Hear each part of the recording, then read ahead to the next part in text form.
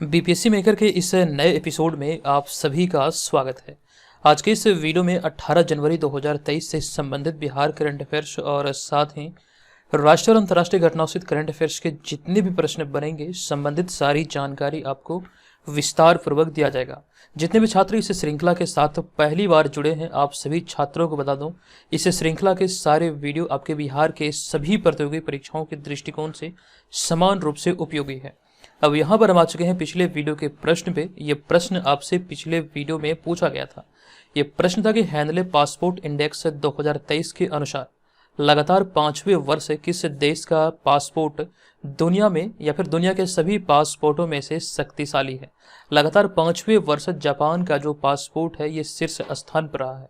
तो ऐसे में ऑप्शन नंबर ए यहाँ पर इस प्रश्न का राइट आंसर होगा। कोशिश कीजिए कि जो भी प्रश्न आपसे पूछे जाते हैं आप लोग उसे कमेंट बॉक्स में लिखें और सारी जानकारी विस्तार पूर्वक लिखें। लिखने से फ़ायदा ये होता है कि चीज़ों को आप लंबे समय तक याद रखने में सक्षम हो पाते हैं। अब हैंडले पासपोर्ट इंडेक्स 2023 की बात करें तो भारत के बारे में हमने आपको जानकारी दिया था कि भारत उज्बेकिस्तान के साथ 85वें स्थान पर है। ये सम्मिलित सारी जानकारी आपको हमने विस्तार पूर्वक आपको दिया था। तो रेगुलर बेसिस पर आप इस श्रृंखला को जरूर फॉलो करें। अगर आप बिहार के प्रतियोगी परीक्षाओं के लिए करंट अफेयर्स की तैयारी, जिसमें खास करके बिहार, राष्ट्रीय, अंतर्राष्ट्रीय तीनों घटनाओं का संग्रह हो, अगर अच्छी तरीके से आपकी तैयारी नहीं हुई है तो बीपीएससी मेकर ऐप पर यह सुविधा उपलब्ध है। आप यहां से वीडियो के माध्यम से या फिर जो हमारा नोट्स है इसके माध्यम से अपनी तैयारी को एक नई दिशा दे सकते हैं। बीपीएससी मेकर ऐप को प्ले स्टोर से डाउनलोड कीजिए। वहीं पर आपको पूरा का पूरा पैकेज आपकी 68वीं बीपीएससी एग्जाम के लिए करंट अफेयर्स का मिलेगा, जिसमें कि संपूर्ण नोट्स आपका होगा, जिसमें तीनों खंड बिहार, राष्ट्रीय, अंतर्राष्ट्रीय तीनों घटनाओं का संग्रह होगा और संपूर्ण विश्लेषण यहाँ पर आपको मिलने वाला है सभी प्रश्नों का। इससे आपका स्टैटिक पोर्शन भी मजबूत हो जाएगा। अब यहाँ पर हम आ चुके हैं आज के इस वीडियो के पहले प्रश्न पे।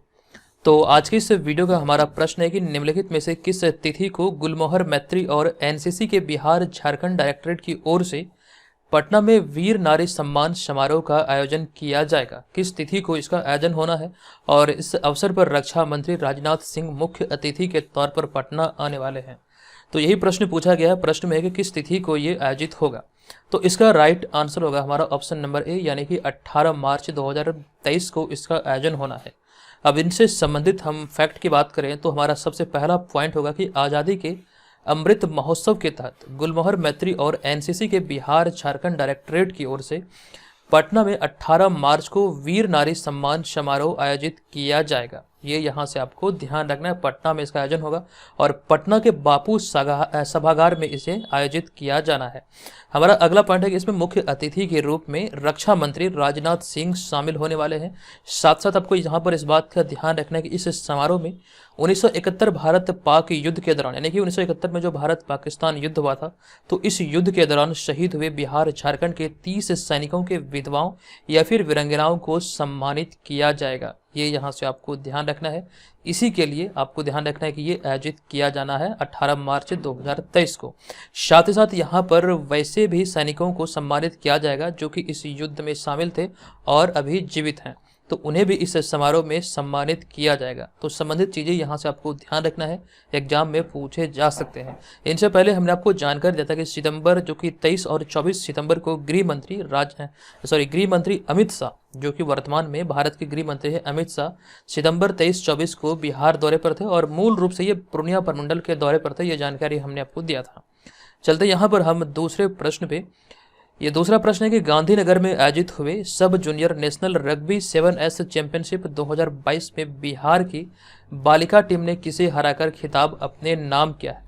तो इस प्रश्न का हमारा राइट आंसर होगा झारखंड को हराकर के बिहार की बालिका टीम ने इस खिताब पर कब्जा जमाया। ऐसे में ऑप्शन नंबर सी यहाँ पर इस प्रश्न का राइट आंसर हो जाएगा। अब आपको ध्यान रखना है कि हाल ही में गांधीनगर गुजरात में, जो कि गांधीनगर गुजरात की राजधानी है, तो यहीं पर आयोजित हुए सब junior national rugby 7S championship 2022 में बिहार की बालिका टीम ने फाइनल में जीत दर्ज किया। और एग्जाम में प्रश्न पूछे जा सकते हैं कि फाइनल मुकाबले में बिहार की बालिका टीम ने किसे पराजित किया?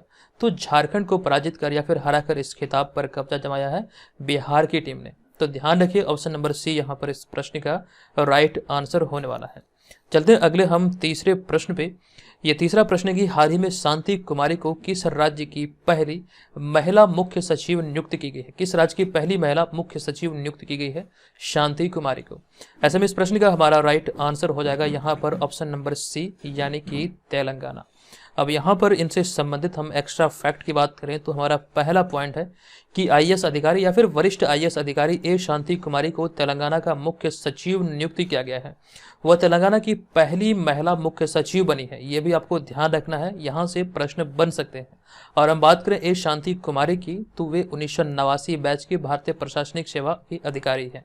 ये यहाँ से ध्यान रखिए, इनसे संबंधित कुछ जानकारी है। हालांकि कुछ एक्स्ट्रा फैक्ट भी हमने शामिल किया यहाँ पर कि वे अब तक वन विभाग के सचिव के पद पर कार्यरत थी। साथ ही उन्होंने 2 साल तक संयुक्त राष्ट्र के कार्यक्रमों में भी काम किया है।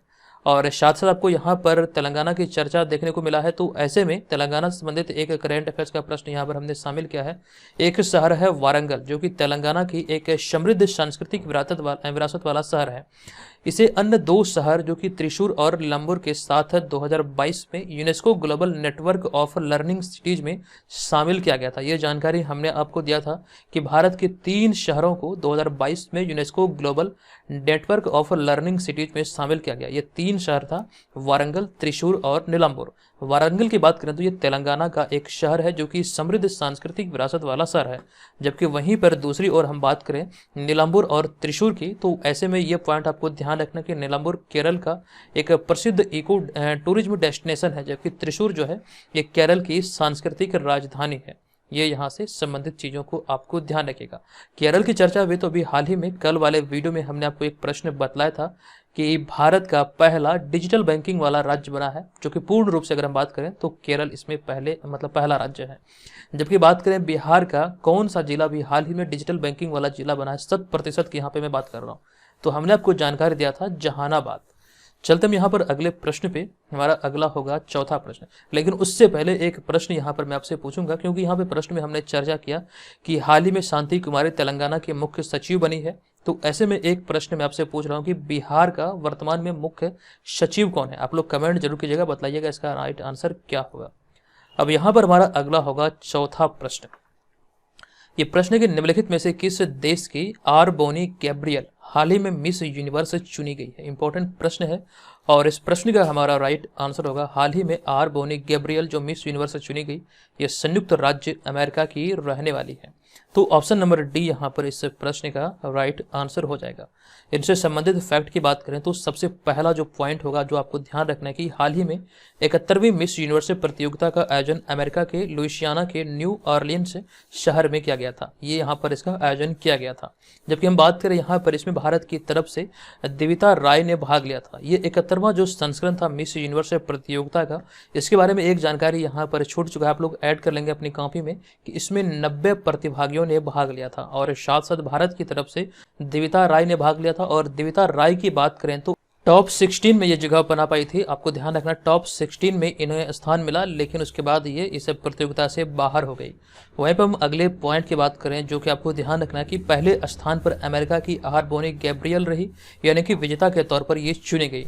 पहले रनर अप अर्थात दूसरे स्थान की बात करें तो वेनेजुएला के अमांडा डुंडामेल, जबकि वहीं पर हम तीसरे स्थान की बात करें तो तीसरे स्थान पर डोमिनिकन रिपब्लिक की एंडेना मार्टिनेज तीसरे स्थान पर रही, यानी कि दूसरा रनर अप रही। विनर रही अमेरिका की आर बोनी गैब्रियल। ये संबंधित चीजें यहाँ से आप लोग जरूर नोट कर लीजिएगा। अब यहाँ पर कुछ एक्स्ट्रा फैक्ट हमने मोस्ट इंपॉर्टेंट शामिल किए हैं, एग्जाम में प्रश्न पूछे जाने की प्रबल संभावना है यहाँ से। तो हम बात करें पहले पॉइंट की तो भारत की हरनाज संधू साल 2021 में पिछली बार ये ताज भारत लेकर आए थे। मिस यूनिवर्स का ताज भारत की झोली में 21 सालों के बाद आया था, जो कि 2021 वाला जो संस्करण था हरनाज संधू ने मिस यूनिवर्स का खिताब भारत को दिलाया था या फिर अपने नाम किया था। और आपको ध्यान रखना, हालांकि इससे पिछली बार साल 2000 में लारा दत्ता ने इस खिताब को जीता था और उसी साल हरनाज संधू का जन्म हुआ था। हरनाज संधू वही है जो कि पिछली बार जो अभी मैंने आपको बताया 2021 में इन्होंने इस खिताब को अपने नाम किया था 21 वर्षों के बाद। तो कहीं ना कहीं एक संयोग है जो कि आपको ध्यान रखना, यहाँ से एग्जाम में प्रश्न बन सकते हैं। लेकिन उससे भी इंपॉर्टेंट एक पॉइंट ये है, यहाँ पर भी नजर आपको रखना है कि मिस यूनिवर्स बनने वाली पहली भारतीय की बात किया जाए तो ये सुष्मिता सेन थी। बहुत बहुत इंपॉर्टेंट है, अपनी कॉपी में जरूर नोट कर लीजिएगा। अब यहाँ पर हम आगे बढ़ेंगे और आपको जानकारी दे दूं कि जितने भी छात्र घर बैठे रहकर बीपीएससी एग्जाम की तैयारी में लगे हैं, जो एग्जाम आपका 12 फरवरी 2023 को प्रस्तावित है, तो इस एग्जाम को लेकर के जो ऑनलाइन टेस्ट सीरीज चलाया जा रहा है, ये 62 टेस्ट सीरीज का प्लान है। आप लोग बीपीएससी मेकर ऐप के थ्रू इसे जरूर ज्वाइन करें, इससे आपकी तैयारी का सही तरीके से आकलन होगा। आप ये जान पाएंगे कि आगामी एग्जाम को देखते हुए आप कितने प्रिपेयर हैं। इस टेस्ट सीरीज वाले कोर्स में ये तमाम नोट्स भी आपको मिलने वाले हैं, जिसमें करंट अफेयर्स का पूरा पैकेज होगा। बिहार जीके इसमें आपको सम्मिलित तौर पर मिलने वाला है। साथ साथ जो बीपीएससी से संबंधित, जो प्रारंभिक परीक्षा से संबंधित नोट्स होंगे, सिलेबस आधारित नोट्स, वो तमाम चीज़ें यहाँ पर आपको मिलने वाली है। इस कोर्स की अगर हम बात करें, इस कोर्स में एक ऑफर है। ये ऑफर में आपको ध्यान रखना है कि जो तिथि है इसकी बढ़ाकर 18 जनवरी अब कर दिया गया है। तो 18 जनवरी 2023 तक इस ऑफर का आप लोग भरपूर लाभ उठा सकते हैं। और जब आप इस कोर्स को परचेज करेंगे तो ध्यान रखना, आपको कूपन कोड आप अप्लाई करेंगे BM100, और जिसमें कि आपका जो फी होगा ये 799 से घटकर हो जाएगा 299, और एडिशनल यहाँ पर 6 महीने आपको अधिक मिलने वाला है इसका वैलिडिटी। तो कुल मिला के आपको 18 महीने के लिए कोर्स मिलेगा। तो यहाँ पर आपको ध्यान रखने के 18 जनवरी यानी कि आज मध्य रात्रि 12 बजे से पहले अगर आप इस कोर्स को ज्वाइन करेंगे तो निसंदेह यहाँ पर आपको भारी डिस्काउंट मिलने वाला है। तो जितने भी छात्र इसे ज्वाइन करने के इच्छुक हैं जरूर ज्वाइन कर लीजिएगा। फिलहाल हम यहाँ पर चलते हैं आज के इस वीडियो के अगले प्रश्न पे। ये हमारा अगला 5वां प्रश्न है कि किस राज्य के चीड़बाग में हाल ही में रक्षा मंत्री राजनाथ सिंह ने शौर्य स्थल का उद्घाटन किया है। ये चीड़बाग किस राज्य में है जहां पर अभी हाल ही में रक्षा मंत्री राजनाथ सिंह के द्वारा शौर्य स्थल का उद्घाटन किया गया। इस प्रश्न का हमारा राइट आंसर हो जाएगा ऑप्शन नंबर सी, यानी कि उत्तराखंड में ये स्थान है, यहीं पर इसका उद्घाटन हुआ है। ऐसे में इसके एक्सप्लेनेशन की बात करें तो केंद्रीय रक्षा मंत्री राजनाथ सिंह एवं उत्तराखंड के 12वें मुख्यमंत्री पुष्कर सिंह धामी ने हाल ही में चीड़बाग देहरादून में स्थित शौर्य स्थल का उद्घाटन किया। देहरादून की बात करें तो देहरादून उत्तराखंड की राजधानी है और यहीं पर एक स्थान है चीड़बाग, जहां पर अभी हाल ही में शौर्य स्थल का उद्घाटन किया गया केंद्रीय रक्षा मंत्री राजनाथ सिंह और 12वें मुख्यमंत्री उत्तराखंड के पुष्कर सिंह धामी के द्वारा। हमारा अगला पॉइंट होगा कि उत्तराखंड वार मेमोरियल ट्रस्ट की ओर से बनाए गए इस शौर्य स्थल पर उत्तराखंड के सभी बलिदानी सैनिकों के नाम अंकित हैं। उत्तराखंड के वैसे सैनिक जिन्होंने अपने बलिदान दिया है, वैसे सैनिकों का नाम यहाँ पर इस शौर्य स्थल पर अंकित किया गया है। ध्यान रखिएगा, एग्जाम में प्रश्न बन सकते हैं। हमारा अगला पॉइंट होगा, इससे संबंधित एक्स्ट्रा फैक्ट में हमने शामिल किया कि भारत नेपाल संयुक्त प्रशिक्षण अभ्यास जो कि सूर्य किरण नाम से आयोजित होता है, इसका 16वां संस्करण हाल ही में नेपाल आर्मी बैटल स्कूल सलझंडी में आयोजित किया गया। ये इसका 16वां जो संस्करण था सूर्य किरण का, जो कि भारत नेपाल के मध्य आयोजित होता है, तो ये अभी हाल ही में नेपाल आर्मी बैटल स्कूल सलझंडी में आयोजित हुआ। लेकिन इसके पिछले संस्करण की बात करें तो ये उत्तराखंड में आयोजित हुआ था। इसी चीज को यहाँ पर हमने आगे लिखा है कि सूर्य किरण अभ्यास जो कि 15वां संस्करण 20 सितंबर 2021 से उत्तराखंड के पिथौरागढ़ में आयोजित किया गया था। ये इसका 15वां संस्करण था, यानी कि पिछला से पिछला संस्करण था। ये यहाँ से आपको ध्यान रखना है, एग्जाम में पूछे जा सकते हैं। हालांकि 16वें संस्करण की बात करें तो 16वां संस्करण 16 दिसंबर से 29 दिसंबर 2022 को ये नेपाल में आयोजित हुआ सलझंडी में। चलिए अब यहाँ पर हम चलते हैं अगले प्रश्न पे। हमारा अगला हो जाएगा 6ठा प्रश्न। ये प्रश्न की माननीय प्रधानमंत्री नरेंद्र मोदी ने कहा हाल ही में MV गंगा विलास क्रूज का शुभारंभ किया है। तो इसका शुभारंभ अभी हाल ही में वाराणसी में किया गया। तो राइट आंसर होगा ऑप्शन नंबर बी, यानी कि वाराणसी। अब यहाँ पर इसके बारे में हमने जानकारी दिया है कि भारत के वर्तमान व 15वें प्रधानमंत्री नरेंद्र मोदी ने हाल ही में उत्तर प्रदेश के वाराणसी में एशिया के सबसे बड़े रिवर क्रूज को सबसे लंबी यात्रा पर हरी झंडी दिखाकर रवाना किया है। हालांकि यहाँ पर आपको ध्यान रखना कि MV गंगा विलास नामक यह क्रूज 51 दिनों में 25 नदियों से होकर गुजरेगा। और आपको यहाँ पर इस बात का ध्यान रखना, यह एशिया की सबसे बड़ी रिवर क्रूज है, जिसे अभी हाल ही में हरी झंडी दिखाकर रवाना किया गया वाराणसी से। माननीय प्रधानमंत्री नरेंद्र मोदी द्वारा इसका शुभारंभ किया गया। हमारे यहाँ पर अगला पॉइंट होगा कि इसके अतिरिक्त प्रधानमंत्री नरेंद्र मोदी अर्थात उन्होंने वाराणसी में टेंट सिटी का भी उद्घाटन किया। एग्जाम पर्पज से आपको ध्यान रखना है। हमारा अगला पॉइंट होगा वाराणसी से संबंधित कि हाल ही में काशी तमिल संगम का आयोजन 17 नवंबर से 16 दिसंबर 2022 तक वाराणसी उत्तर प्रदेश में किया गया था। ये 1 माह यानी कि 1 महीने तक आयोजित हुआ था, जो कि आपको ध्यान रखना है। इसका नाम था काशी तमिल संगम। ये उत्तर प्रदेश के वाराणसी में आयोजित किया गया था। हमारा अगला पॉइंट है कि इस कार्यक्रम का आयोजन भारत सरकार के शिक्षा मंत्रालय द्वारा किया गया। लेकिन एक बात यहाँ पर आपको ये भी ध्यान रखना है कि बनारस हिंदू विश्वविद्यालय इस कार्यक्रम की मेजबान संस्था थी। इन्हीं की मेजबानी में ये आयोजित हुआ था यहाँ पर वाराणसी में। हमारा अगला 7वां प्रश्न की हाल ही में 15 जनवरी 2023 को भारतीय सेना ने कौन सा स्थापना दिवस मनाया है? तो 15 जनवरी 2023 को भी भारतीय सेना ने अपना 75वां स्थापना दिवस मनाया है। तो ऐसे में ऑप्शन नंबर बी यहाँ पर इस प्रश्न का राइट आंसर हो जाएगा। इनसे संबंधित फैक्ट की अगर हम बात करें तो आपको ध्यान रखना कि हर साल 15 जनवरी को भारतीय थल सेना दिवस मनाया जाता है, क्योंकि इसी दिन 1949 यानी कि 1949 में फील्ड मार्शल के.एम. करियप्पा ने जनरल फ्रांसिस बुचर से भारतीय सेना की कमान संभाले थे। तो इसी दिन को यानी इसी दिन की स्मृति में प्रत्येक वर्ष 15 जनवरी को भारतीय थल सेना दिवस मनाया जाता है। हमने यहाँ पर अगले पॉइंट में लिखा कि फ्रांसिस बुचर भारत के अंतिम ब्रिटिश कमांडर इन चीफ थे। यहाँ पर एग्जाम में प्रश्न बन सकते हैं, आपको ध्यान रखना फ्रांसिस बुचर भारत के अंतिम ब्रिटिश कमांडर इन चीफ थे। इसके बाद जो भारतीय थल सेना का गठन हुआ इसमें आपको ध्यान रखना के.एम. करियप्पा इसे मतलब कि सेना की कमान संभाली थी। अब यहाँ पर हमारा अगला पॉइंट होगा और इस तरह से फील्ड मार्शल के.एम. करियप्पा भारतीय आर्मी के पहले कमांडर इन चीफ बने थे। तो इसी चीज को ध्यान रखना, इसी की स्मृति में यह प्रत्येक वर्ष आयोजित होता है। हमारा अगला पॉइंट है कि उनके भारतीय थल सेना के शीर्ष कमांडर का पदभार ग्रहण करने के उपलक्ष्य में हर साल यह दिवस या फिर यह दिन मनाया जाता है। इसी चीज को हमने अभी थोड़ी देर पहले आपको बताया था। हालांकि यहाँ पर एक पॉइंट ये भी है कि इसके साथ ही वे पहले ऐसे ऑफिसर थे जिन्हें फील्ड मार्शल की 5 स्टार यानी कि 5 सितारा रैंक प्रदान की गई थी या फिर दी गई थी। ध्यान रखिएगा, कहीं ना कहीं ये आपके लिए इंपॉर्टेंट हो सकते हैं। अगला हमारा यहाँ पर 8वां प्रश्न है कि निम्नलिखित में से किस देश ने हाल ही में वर्ष 2030 तक सेना को आधा करने की योजना बनाई है? ये योजना बनाई है अभी हाल ही में श्रीलंका ने। तो ऐसे में ऑप्शन नंबर सी यहाँ पर इस प्रश्न का राइट आंसर हो जाएगा। आपको जानकारी दे दूं कि वित्तीय संकट से जूझ रहे श्रीलंका ने हाल ही में जनवरी 2023 में तकनीकी और सामरिक रूप से मजबूत और अच्छी तरह से संतुलित रक्षा बल बनाने के लिए 2030 तक अपनी सेना की वर्तमान ताकत को घटाकर आधा करने की योजना की घोषणा की है। यहाँ पर आपको इस बात का ध्यान रखना है कि श्रीलंका अब तक की अपने इतिहास के सबसे बुरे दौर से गुजर रही है। ऐसे में सैनिकों को अच्छी तरह से सुविधाएं नहीं मिल पाती है। तो ऐसे में भी हाल ही में घोषणा हुई है कि जो सैनिक हैं उन्हें मतलब उसकी संख्या को आधा किया जाए, तभी जाके सारे सैनिकों को मतलब तकनीकी रूप से या फिर सामरिक रूप से मजबूत बनाया जा सकता है, अपनी रक्षा बल को एकदम से संतुलित बनाया जा सकता है। इसी दिशा में यह भी हाल ही में घोषणा हुआ है। तो आपको ध्यान रखना कि 2030 तक सैनिकों को आधा किया जाएगा। इसकी घोषणा रक्षा मंत्री परमिथा बंडारा टेनाकून ने की है, ये यहाँ से ध्यान रखिएगा। हमारा अगला पॉइंट है कि वर्तमान समय में कार्यरत सैनिकों की संख्या 2 लाख से थोड़ी सी अधिक है। ये यहाँ से आपको ध्यान रखना, श्रीलंका की बात यहाँ पर किया जा रहा है।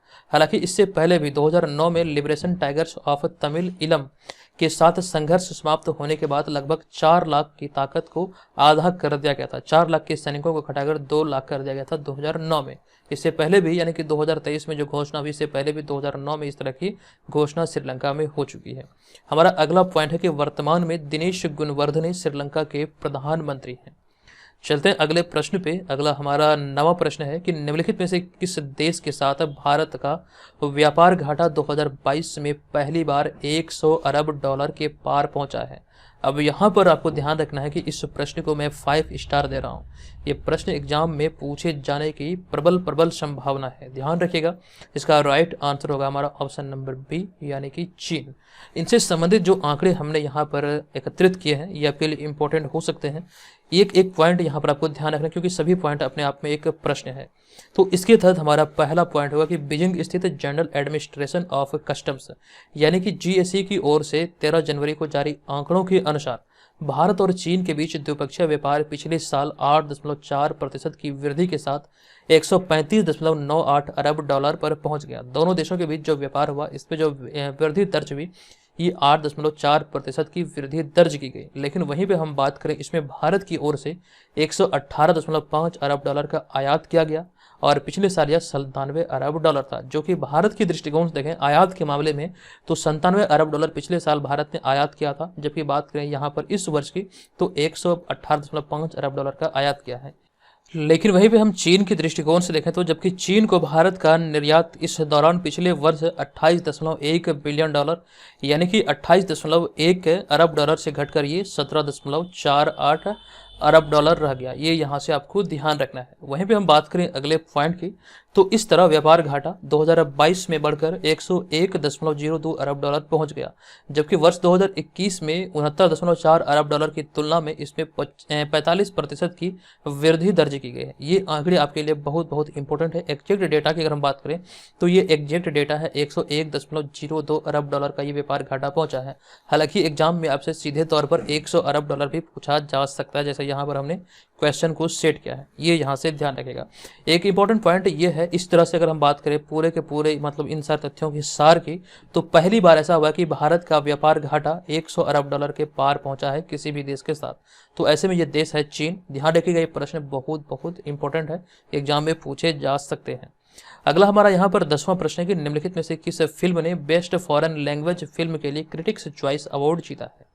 इस प्रश्न का राइट आंसर हो जाएगा RRR, यानी कि ऑप्शन नंबर सी यहाँ पर इस प्रश्न का राइट आंसर हो जाएगा। इनसे संबंधित चीज़ों को यहाँ पर हमने लिखा है कि SS राजामौली द्वारा निर्मित RRR फिल्म ने क्रिटिक्स चॉइस अवार्ड में बेस्ट फॉरेन फिल्म अवार्ड सहित 2 अवार्ड जीते हैं। इन दोनों अवार्ड की बात करें तो आपको ध्यान रखना, फिल्म RRR ने 28वें क्रिटिक्स चॉइस अवार्ड में बेस्ट फॉरेन लैंग्वेज फिल्म के लिए अवार्ड से सम्मानित किया गया। साथ साथ फिल्म में चर्चित जो सॉन्ग है नाटू नाटू, इसे बेस्ट सॉन्ग का अवार्ड मिला। इस सॉन्ग के बारे में हमने आपको जानकारी दिया था कि इस सॉन्ग को या फिर इस गाने को MM किरवानी द्वारा कंपोज किया गया है। ये सारी जानकारी हमने कुछ समय पहले भी दिया था। इस फिल्म को RRR को भारत की कुछ अन्य फिल्मों के साथ कह सकते हैं ऑस्कर 2022 के लिए भी नॉमिनेट किया गया है, ये ध्यान रखिएगा। हालांकि ऑस्कर के बारे में जानकारी हमने आपको पिछले वीडियो में दिया था। डेली बेसिस पर श्रृंखला को अगर फॉलो करेंगे तो निसंदेह ये चीज़ें आपके लिए आसान रहेगी याद रखने में। हमारा अगला 11वां प्रश्न है कि जनवरी 2023 में किनके द्वारा ब्रेविंग अ वायरल स्टॉर्म नामक पुस्तक लॉन्च की गई। तो राइट आंसर हो जाएगा मनसुख मांडविया, यानी कि ऑप्शन नंबर बी यहाँ पर इस प्रश्न का राइट आंसर होगा। आपको जानकारी दे दूं कि भारत के वर्तमान स्वास्थ्य और परिवार कल्याण मंत्री मनसुख मांडविया द्वारा ब्रेविंग ऑफ वायरल स्टॉर्म नामक पुस्तक लॉन्च की गई। इस पुस्तक के लेखक हैं आशीष चांदोरकर, और यहाँ पर बात हुई है मनसुख मांडविया की, तो ऐसे में या फिर केंद्रीय स्वास्थ्य विभाग की, तो ऐसे में जानकारी यहाँ पर हमने लिखा कि हाल ही में केंद्रीय स्वास्थ्य मंत्रालय द्वारा मेडिकल पर्यटन को बढ़ावा देने के लिए हील इन इंडिया और हील बाय इंडिया अभियान शुरू करने का निर्णय लिया गया है। अब ये अभियान किस दिशा में कार्य करेगा, इस चीज़ को समझिए कि इससे विदेशों से आकर भारत में इलाज कराना अधिक सुविधाजनक होगा। इसी को ध्यान रखते हुए ये अभी हाल ही में केंद्रीय स्वास्थ्य मंत्रालय की कह सकते हैं घोषणा है। आपको ध्यान रखना, इसका नाम होगा इस अभियान का हील इन इंडिया और हील बाय इंडिया। चलते हैं अगले प्रश्न पे। 12वां प्रश्न के निम्नलिखित में से किसने प्रतिष्ठित गोल्डन पीकॉक CSR अवार्ड जीता है। तो इस प्रश्न का हमारा राइट आंसर होगा जिंदल स्टील, यानी कि ऑप्शन नंबर सी यहाँ पर इस प्रश्न का राइट आंसर होगा। इसी चीज को यहाँ पर लिखा गया कि भारत के प्रमुख इस्पात निर्माता जिंदल स्टील एंड पावर को इस्पात क्षेत्र में कॉर्पोरेट सामाजिक उत्तरदायित्व गतिविधियों में उत्कृष्टता के लिए प्रतिष्ठित गोल्डन पीकॉक अवार्ड 2022 से सम्मानित किया गया है। ये यहाँ से आपको ध्यान रखना है, एग्जाम में पूछे जा सकते हैं। और जो जानकारी हमने आपको टेस्ट सीरीज के बारे में दिया था, अगर आप घर बैठे रहकर एग्जाम की तैयारी में लगे हैं, इस कोर्स को जरूर ज्वाइन कीजिएगा, निसंदेह ये आपके लिए फायदेमंद रहने वाला है। अब यहाँ पर आज के इस वीडियो के प्रश्न पे ये प्रश्न है कि हाल ही में 14 जनवरी 2023 को किशनगंज जिला का कौन सा स्थापना दिवस मनाया गया। संबंधित सारी जानकारी हमने आपको दिया था। बतलाएं कि इस प्रश्न का राइट आंसर क्या होगा। कोशिश कीजिए कि जो भी जानकारी आप लिखें कमेंट बॉक्स में विस्तार पूर्वक लिखें। और साथ साथ अगर आप इन सभी मटेरियल का लाभ उठाना चाहते हैं तो BPSC मेकर ऐप को प्ले स्टोर से डाउनलोड करें। ये ऑफर की आज अंतिम दिन है, ऐसे में अगर आप इसका लाभ उठाना चाहते हैं तो कूपन कोड PM100 इस्तेमाल करें। ये आज मध्यरात्रि 12 बजे तक वैध है। आपको ध्यान रखना, ये 299 रुपये में 18 महीने की अवधि के लिए आपके लिए उपलब्ध है। तो दोस्तों आज के लिए इतना ही, मिलेंगे नेक्स्ट वीडियो में, तब तक के लिए धन्यवाद। जय हिंद।